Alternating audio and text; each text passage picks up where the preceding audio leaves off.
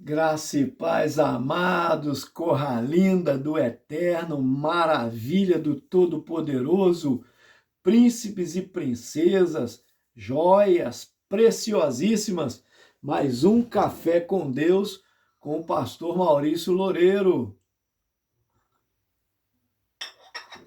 Café de hoje está lá na sequência, estamos agora partindo para a segunda carta de João. Falamos sobre a primeira carta, capítulo 1, 2, 3, 4 e 5. Agora nós entramos na segunda carta, que por sinal tem um capítulo apenas, né? Mas importante também, porque ela traz para nós algumas diretrizes aqui, falando sobre o amor, né? Muito importante para perseverar no amor e na fé, e combater também os falsos profetas, falsos mestres que estavam rondando a igreja. E dá-nos a entender aqui que estava ocorrendo essa carta especificamente para uma líder de uma congregação ou de uma igreja na sua casa, né? E aquele tempo era assim mesmo, até que conseguisse um local, né? Ou formasse aí, né, um prédio, construísse um prédio e começava-se na casa. É assim que a igreja começa. Então, João, acreditamos aqui, fala o presbítero, né, o ancião, cada versão fala de um jeito, o velho. João já está agora idoso, já está com uma certa idade, né, com 90 anos de idade. Então ele está escrevendo essa carta aqui falando, né, como um velho senhor que está aí cuidando da igreja do Senhor. Já haviam sido mortos todos os demais líderes, e agora ele está na liderança da igreja, e há uma preocupação com aqueles que estão sondando congregação para ensinar doutrinas falsas, né? Então isso é muito importante lembrar disso, ok, amado? Café com Deus é isso, é uma palavra de Deus explicada e oração por você e sua família. Então eu te convido você a se inscrever no canal, você que não se inscreveu, todos os dias vai chegando para você o Café com Deus, que é uma porção da palavra de Deus, né? Deus não toma café, quem toma sou eu, com Deus, né? Por isso chama Café com Deus. Eu tomo aprendendo com Deus. O que é o café? É um café espiritual, né? Embora eu tome um café aqui literal, mas antes de tomarmos o nosso café, a gente toma o café espiritual, né? Porque primeiro a gente tem que entender que o que mais vale é o espírito, ou seja, o que é espiritual, porque é eterno. O corpo físico é passageiro, tem um tempo de duração nessa terra, mas o espírito é eterno, ok? Aleluia! Então vamos lá, café de hoje está lá em João, segunda epístola de João, no 1, né? Claro, versículo 6, ok? Vamos ler o versículo 6 aqui, para nós entendermos um pouco. Diz aqui: o amor é este, que andemos segundo os seus mandamentos. Este é o mandamento, como já desde o princípio ouvistes, que andeis nele. Aleluia! Então, João está dizendo o seguinte: nós temos ensinado para vocês, os apóstolos têm ensinado para vocês a palavra. Então, eu creio que foi João, apóstolo aqui, que escreveu, preocupado com a igreja, preocupado agora, que ele escreve antes, né, 5 capítulos ali na sua primeira carta, agora essa segunda carta, mesmo na mesma época, ele está em Éfeso, provavelmente em Éfeso, e ele está em uma preocupação com esta congregação. E ele escreve ela, embora há muita especulação, Curion, Kyrion, né, que é o mesmo significado.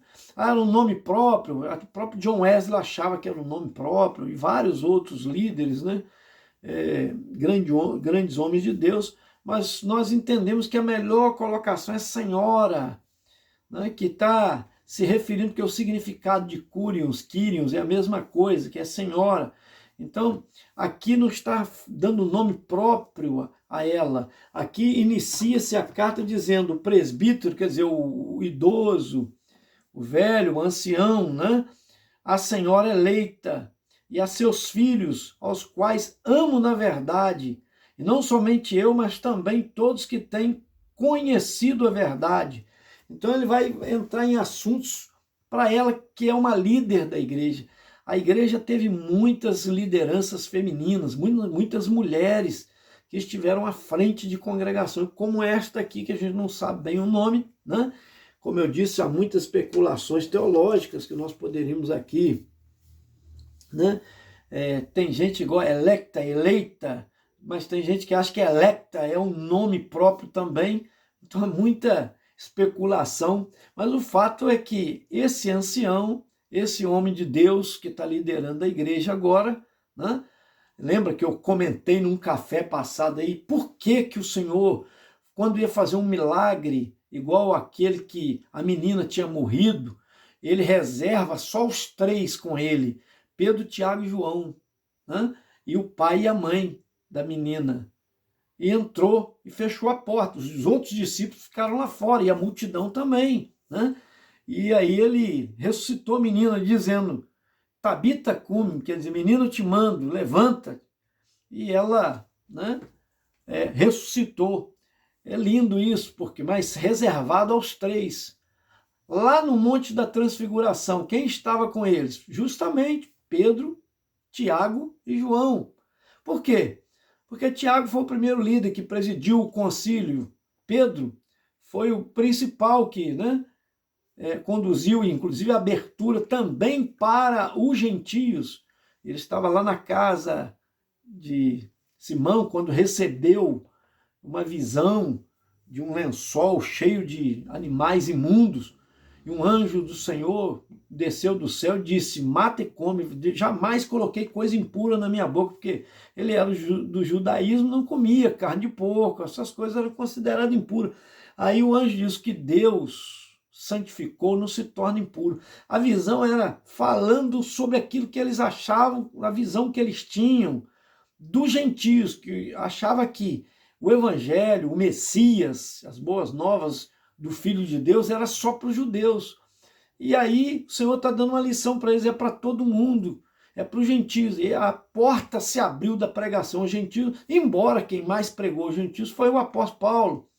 Mas, né, Paulo vem um pouco depois, né, desse contexto aqui que está ocorrendo, essa visão, e ele ali, Pedro que dá abertura, porque vai lá em Cornélio, centurião romano, e agora que mandou chamá-lo para entender a visão que ele teve de um anjo que apareceu para ele, dizendo que era para mandar buscar Pedro, que Pedro tinha algo para dizer para ele. E ele, quando Pedro chegou, estava lotada a sua casa de outros mais para ouvir a palavra. E Pedro, então, dá abertura da pregação aos gentios, onde o poder do Espírito Santo desceu sobre eles, falaram em línguas, foram cheios do Espírito Santo. Ficou lindo, né? Maravilha, aleluia. Então, só para você entender um pouquinho o contexto, esses são os homens que foram preparados para a liderança. E João, logo depois, porque Pedro foi morto, crucificado de cabeça para baixo, né? Tiago foi morto, e agora quem está ainda desses 3 é João. João, agora preocupado, escreve esta carta endereçada a uma mulher, que a gente não sabe precisamente o nome, né?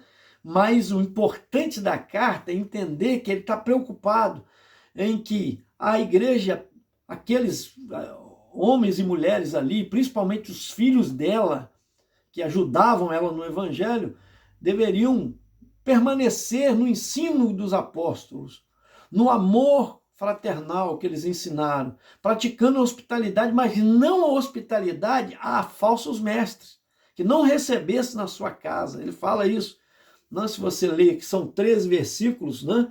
Se você ler, você vai ver que ele está orientando não receber nem conversar com eles, porque estão trazendo outro evangelho que não é o evangelho, né, que os apóstolos ensinaram.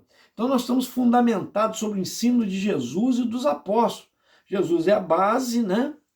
E as colunas são os apóstolos. Já falei isso aqui. Nós somos edifício nós que viemos aí, somos chamados à igreja, que estamos, esse grande edifício chamado igreja, né? Estamos aí nas repartições de cima. Então, e é muito importante isso, o amor é este, que andemos segundo os seus mandamentos. Amar a Deus, ou o amor que Deus espera, é obedecer os mandamentos. Aí tem gente que quer ter amar, não, eu amo, mas não obedece. Ah, eu amo, mas está quebrando a palavra de Deus, né?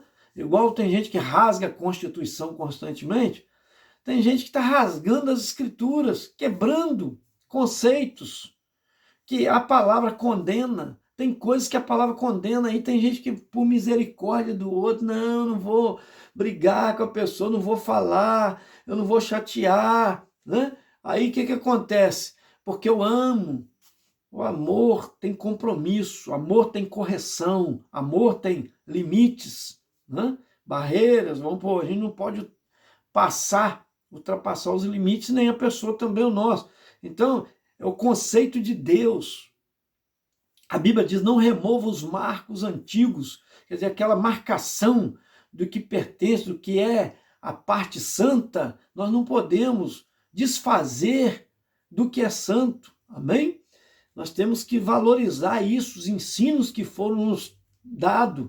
Se Deus é contra o aborto, não, mas tadinha. Vamos pôr, tem gente que quer justificar por amor, você está entendendo? Ah, tadinha, muito nova. Aí vai matar um inocente que está lá dentro, que já tem vida, que já foi gerada a vida por Deus. Está entendendo? Alguns conceitos as pessoas querem quebrar dizendo que está fazendo por amor. O amor é a obediência aos mandamentos de Deus. É isso que João está ensinando para nós aqui. Sai fora dos falsos mestres, dos falsos ensinos. Amém? Nem receba na sua casa se vem falar contra os princípios bíblicos. Eu costumo dizer, há coisas que é base, é básico, e tem coisas que são secundárias, né? Uso e costume, tudo bem, cada um pensa de um jeito, cada um tem uma visão, mas aquilo que é a base, que é a salvação, é só Jesus que é Salvador, Pai, Filho e Espírito Santo, batismo, a ceia do Senhor, né? A regeneração, essas coisas, a santificação não tem como negociar, não tem como, né, ser diferente um do outro. São as bases principais do Evangelho. Não se muda isso. São, como chamado na Constituição, são as leis pétreas, né? Mas tem gente rasgando até lei pétrea. Mas não pode acontecer isso com as Escrituras, senão você está em desobediência, senão você não é de Deus. É isso que ele ensina aqui. Quem é de Deus obedece os seus mandamentos. Oh, aleluia! E ele continua dizendo mais, este é o mandamento, como já desde o princípio ouvistes, que andeis nele. Quer dizer, aquele ensino que eu estou falando, que Jesus ensinou e que os apóstolos ensinaram. Quer saber? Leia o livro de Mateus, de Marcos, de Lucas, de João. Pronto, são os evangelhos. Ali estão os ensinos, conceitos que Jesus dá sobre casamento, sobre jejum, sobre perdão, né? Sobre um monte de situações, né? E sobre o orgulho, sobre a soberba, sobre a vaidade da vida, tantas coisas que estão ali que a gente aprende, sobre a mentira, né? Sobre a embriaguez. Tudo ali está sendo ensinado e Jesus ensinou isso com muita clareza. Recebe aí, que Deus te abençoe neste dia, nesse café com Deus, e que você abra o seu coração e deixa o Espírito Santo, né, falar mais alto, em nome de Jesus. Quero orar por você. Pai, toma essa vida nas tuas mãos, dê a graça, o entendimento, sabedoria. Abençoa também, ó Deus, todas as famílias do Brasil, blindando, guardando, os caminhoneiros, meu Pai, também, que estão sempre ligados no Café com Deus. Abençoa suas famílias também, em nome de Jesus. Abençoa a Rosileia Parreira e família, a Nélia Carvalho, também, ó Deus, a sua causa, toma nas tuas mãos a sua família, a Rosaura Marques, a sua família, Deus, Alcina Lúcia também, a sua vida financeira, prospera o seu marido, abençoa, dá saúde, Pai amado, em nome de Jesus, o Gil Alexandre família, o Nilton Feliciano, lá de Belo Jardim, Pernambuco, meu Pai, abençoa ele e a família. Elias Costa, que é além paraibano, mas está lá em São Francisco de Itabapuana, e abençoa ele e a sua família. Também o João Rosa Vieira, dá saúde a ele, meu tio, meu pai. Também meu tio Silveira também, abençoa ele, dando saúde a ele, as suas filhas, que tem cuidado dele também. Toma a Irene Cavalheiro, Pai amado, Pimentel, abençoa ela e a sua família.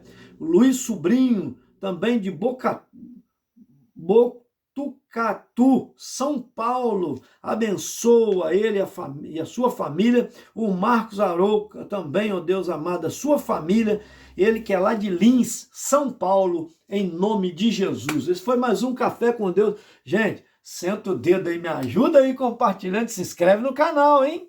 Aleluia!